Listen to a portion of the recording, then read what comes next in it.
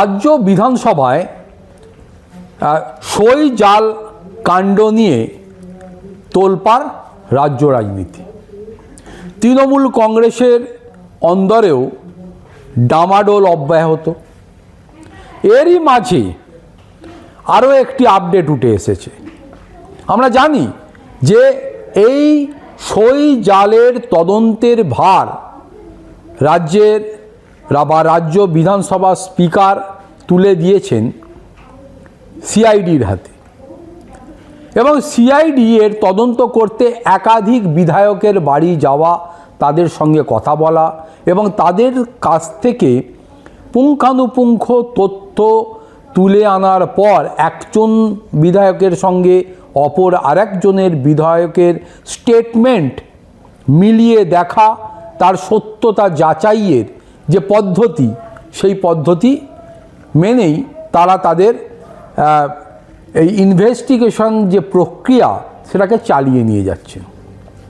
ইতিমধ্যে আমরা এটাও দেখেছি, মুখ্যমন্ত্রী মমতা বন্দ্যোপাধ্যায়ের বাড়ি থেকে শুরু করে অভিষেক বন্দ্যোপাধ্যায়ের বাড়ি শান্তিনিকেতন, এমনকি হরিশ চ্যাটার্জি স্ট্রিটের বাড়িতেও সিআইডি কর্তারা গিয়েছেন তদন্তের স্বার্থে, এবং তারা সেখানে ইনভেস্টিগেশনে বা তদন্তের স্বার্থে তারা তাদের সেই বাড়িতে ঢুকেছেন এবং সেখানে থেকে তারা ডকুমেন্ট সংগ্রহ করার চেষ্টা করেছেন।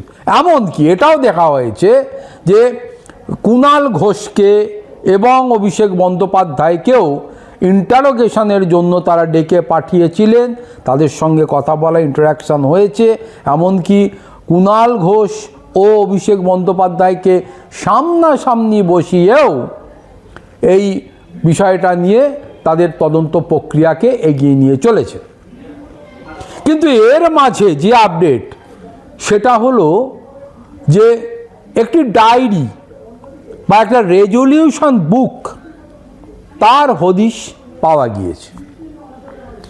এই রেজলিউশন বুকটি ছিল এক সাংসদ তথা এক তৃণমূল কংগ্রেসের এক আইনজীবীর কাছে।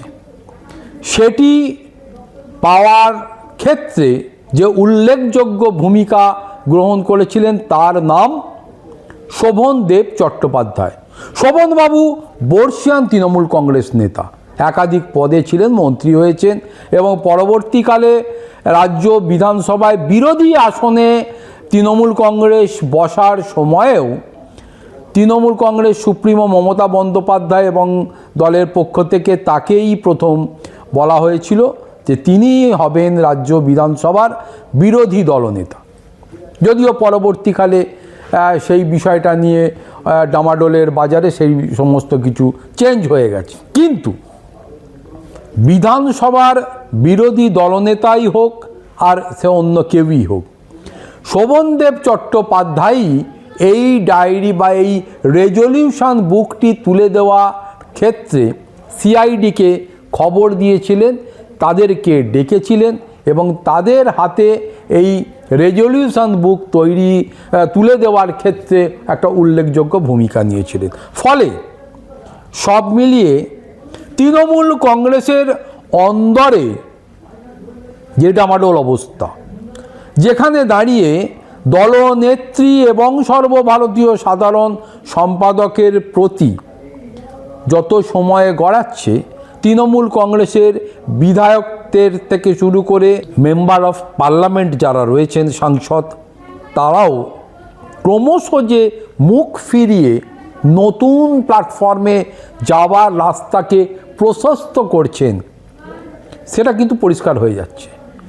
আরও সময় যত গড়াচ্ছে, যে বা যারা একটা সময় এই তৃণমূল কংগ্রেসকে শক্তিশালী রূপে প্রতিষ্ঠিত করার লক্ষ্যে মমতা বন্দ্যোপাধ্যায়ের পাশে ছিলেন, তাকে সাহায্য করেছেন, তারাও কিন্তু ক্রমশ, সে যে কোনো বয়সেই হোক, সেই ইয়ং ব্যাচ হোক বা বর্ষিয়ান হোক, ক্রমশ তারাও মুখ ফেরাবার পথ খুঁজছেন বলে মনে করছে রাজনৈতিক মহল।